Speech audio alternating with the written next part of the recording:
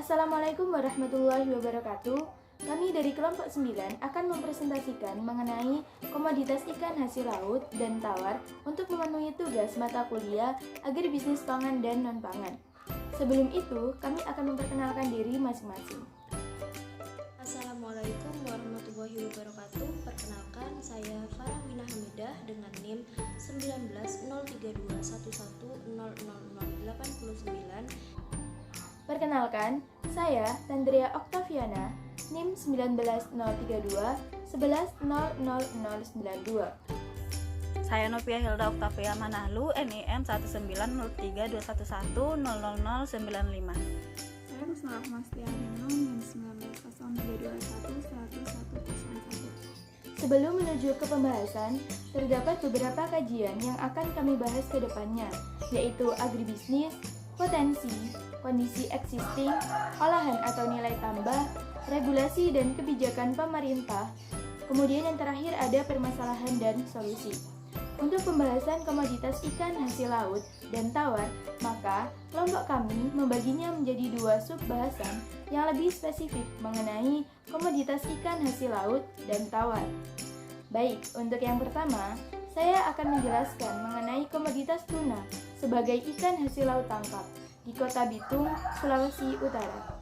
Pembahasan yang pertama yaitu mengenai agribisnis. Di dalam agribisnis terdapat 4 subsistem yang saling berkaitan atau berhubungan. Yang pertama ada hulu.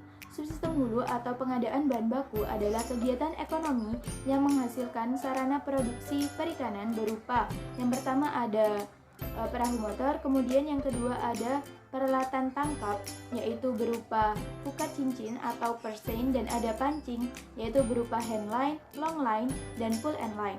Kemudian yang kedua ada on farm. Subsistem on farm adalah kegiatan ekonomi yang menggunakan sarana produksi perikanan berupa penangkapan ikan di laut yang dilakukan oleh nelayan, yaitu ada penjaringan, kemudian ada pemancingan. Kemudian yang ketiga ada hilir. Subsistem hilir pengolahan pada perikanan tangkap hasil laut meliputi kegiatan agroindustri dan pemasaran. Agroindustri perikanan merupakan kegiatan ekonomi yang mengolah produk primer menjadi produk sekunder.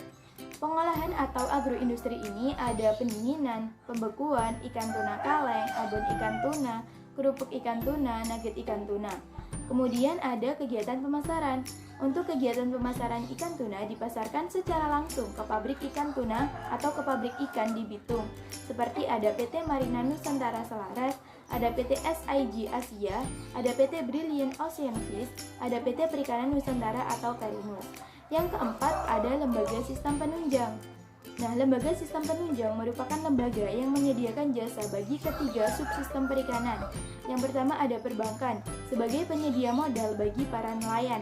Yang kedua ada konsultan perikanan, yaitu tenaga ahli di bidang perikanan.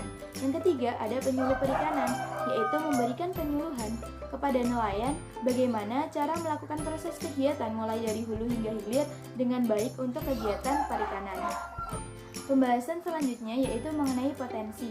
Bitung merupakan kota di Provinsi Sulawesi Utara yang menjadi salah satu sentra produksi perikanan di Indonesia.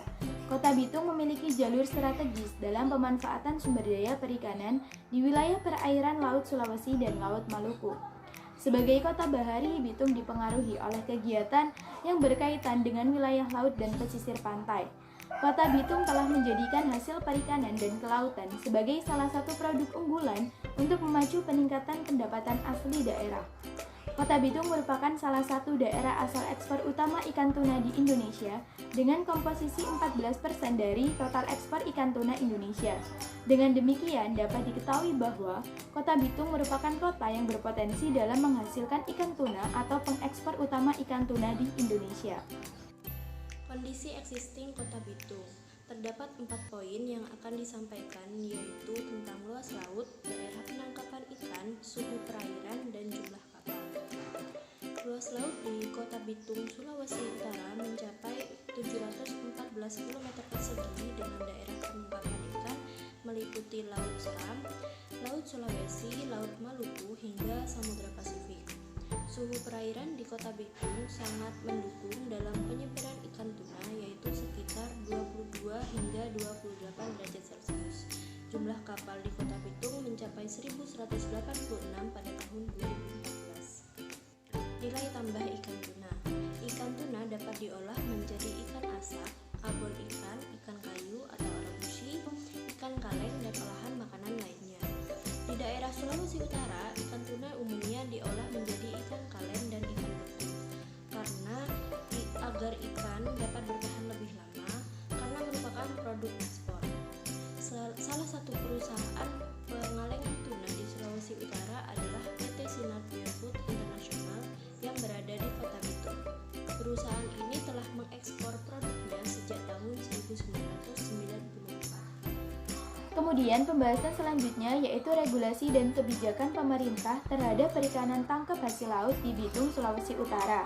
Yang pertama ada Peraturan Menteri Kelautan dan Perikanan Nomor 56/KP/2014 tentang penghentian sementara atau moratorium perizinan usaha perikanan tangkap di wilayah pengelolaan perikanan negara Republik Indonesia. Dan Peraturan Menteri Kelautan dan Perikanan Nomor 57/KP/2014 tentang usaha perikanan tangkap di wilayah pengelolaan perikanan negara Republik Indonesia atau melarang transshipment. Dengan diberlakukannya kebijakan moratorium ini dan melarang transshipment memiliki dampak yang positif dan negatif terhadap sektor perikanan di Kota Bitung. Dalam hal ini, nelayan kecil adalah pihak beruntung dengan berkurangnya kapal-kapal besar yang beroperasi menjadikan fishing ground semakin dekat.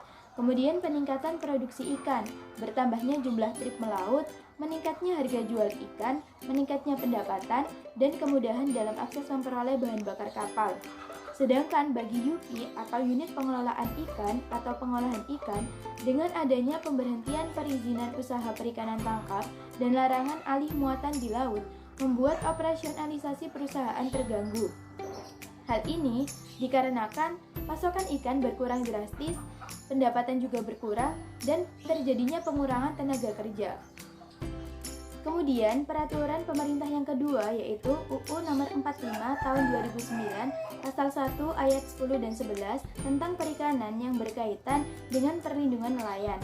Pembuatan kebijakan tersebut oleh pemerintah adalah wujud dari kepedulian pemerintah terhadap sumber daya alam Indonesia termasuk di Kota Bitung.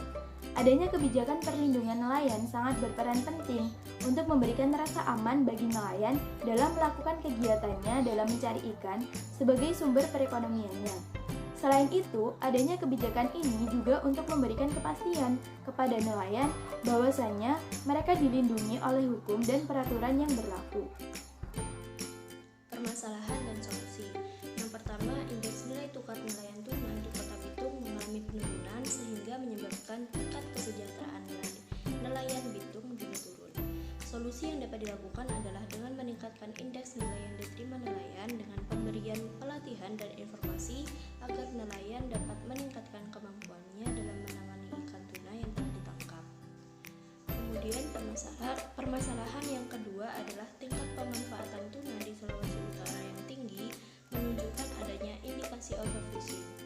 Solusi dari permasalahan ini adalah perlunya kebijakan pemerintah yang tepat dalam pengaturan volume penangkapan ikan tuna. Lalu yang ketiga adalah kebijakan moratorium yang membawa dampak negatif terhadap usaha pengolahan ikan, yaitu berkurangnya produktivitas karena kurangnya pasokan bahan baku.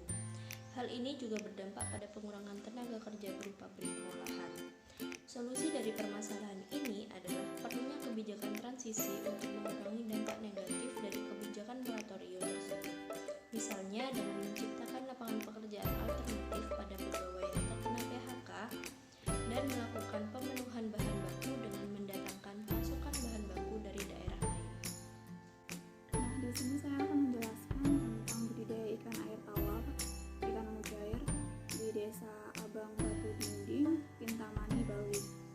Di agribisnisnya ada dua kegiatan, yaitu off-farm dan on-farm. Off-farm meliputi kegiatan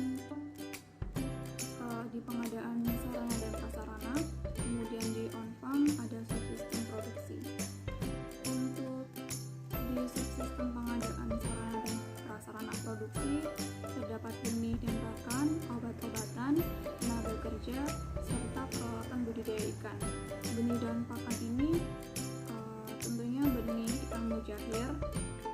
juga bahkan berupa pelet yang diperoleh dari pabrik. Kemudian benih ikan mujair diperoleh dari kawasan sekitar Bali. Untuk obat-obatannya digunakan untuk mengobati ikan yang terkena hama dan penyakit yang disebabkan oleh parasit, bakteri, ataupun jamur. Tenaga kerja di sini melakukan kegiatan untuk melakukan pemberian ikan, pemanenan, serta pemeliharaan dalam budidaya ikan mujair, sehingga kegiatan mereka merupakan suatu pekerjaan musiman.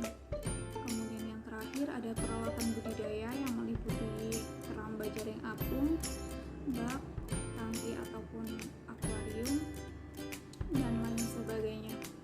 Di subsistem produksi yaitu merupakan satu proses produksi hingga panen, di mana kegiatannya yaitu penebaran benih ikan mujair ke jaring apung, kemudian pemberian pakan, pengelolaan lingkungan, pengelolaan kesehatan ikan, serta pemantauan ikan hingga panen.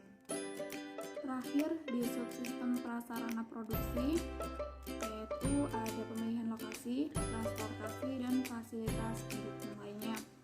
Di pemilihan lokasi, hal ini didasarkan pada potensi desa setempat, yaitu Danau Batur untuk budidaya ikan mujair.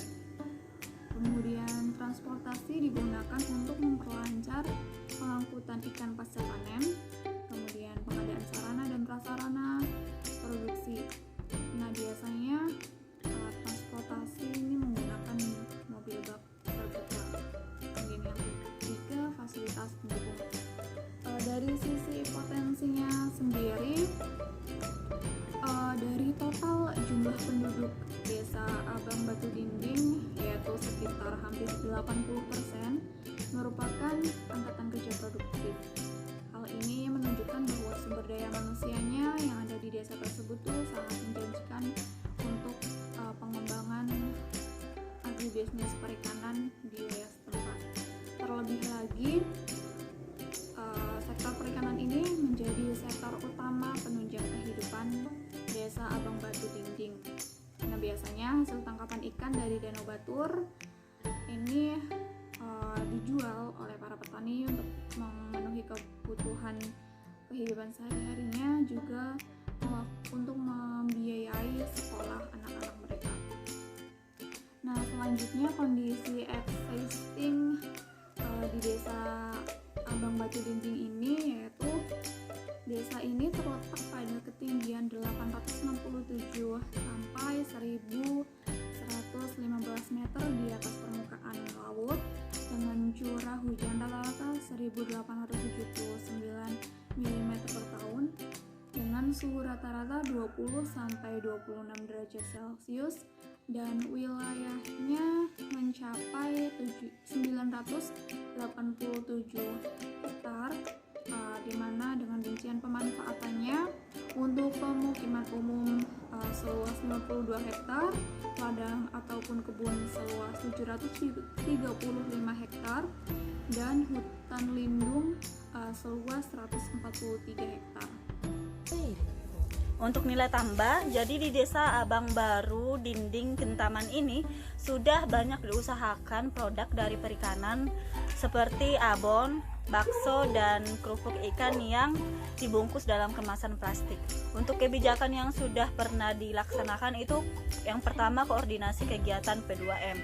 Apa itu P2M? Yaitu adanya kebijakan dari lembaga penyuluhan dari perguruan tinggi, yakni untuk menyukseskan penyelenggaraan program yang tidak terlepas dengan prosedur birokrasi. Maka program ini dilaksanakan oleh tim pelaksana dari perguruan tinggi terdekat. Contohnya dalam kasus ini yaitu Universitas Pendidikan Ganesha, Undiksa. Yang kedua, kebijakan pendidikan dan pelatihan pengolahan produk ikan keramba pasca panen. Jadi pelatihan ini dilakukan untuk menggunakan mesin dan juga produk-produk lainnya yang dapat mempercepat proses produksi dari nilai tambah. Yang terakhir, kebijakan Diklat mengembangkan iptek packing hasil pengolahan ikan mujair. Orientasi kegiatan pengembangan iptek packing ini yaitu hasil pengolahan ikan mujair yang bertujuan untuk meningkatkan nilai jual hasil olahan mujair yang sudah dibuat oleh masyarakat, nilai jual yang menjadi lebih terata. Berikutnya yaitu permasalahan dan solusi yang dilakukan, yaitu karena semakin meningkatnya para nelayan dan juga kebutuhan ikan air tawar dari hari ke hari yang menyebabkan semakin menipisnya ikan yang hidup dan juga berkembang di Danau Batur. Bahkan ikan yang benar-benar siap untuk dipanen semakin hari semakin menipis, sehingga nelayan yang kewalahan karena untuk dijual guna memenuhi kebutuhan hidup ini masih kurang. Jadi implikasinya ikan siap panen yang ada di Danau Batur tidak mampu memenuhi permintaan pasar. Salah satu usaha yang dilakukan oleh para nelayan di Desa Abang Batu Dinding Kintamani adalah dengan mengembangkan model pembudidayaan ikan air tawar dengan sistem keramba. Pembudidayaan ikan air tawar dengan sistem keramba membutuhkan modal yang sangat besar. Jadi mengingat bahan baku yang membuat keramba juga membutuhkan biaya yang sangat tinggi. Dari penjelasan tersebut, dapat kita ketahui bahwasannya terdapat perbedaan antara komoditas ikan hasil laut dan tawar. Perbedaan tersebut dapat kita lihat dari segi agribisnis. Karena kita menggunakan dua daerah yang berbeda, maka untuk potensi dan kondisi existing pun juga berbeda. Kemudian dari segi regulasi atau kebijakan pemerintah dan juga permasalahan yang dihadapi oleh masing-masing komoditas juga berbeda. Itulah penjelasan dari kelompok 9, kurang lebihnya mohon maaf. Wassalamualaikum warahmatullahi wabarakatuh.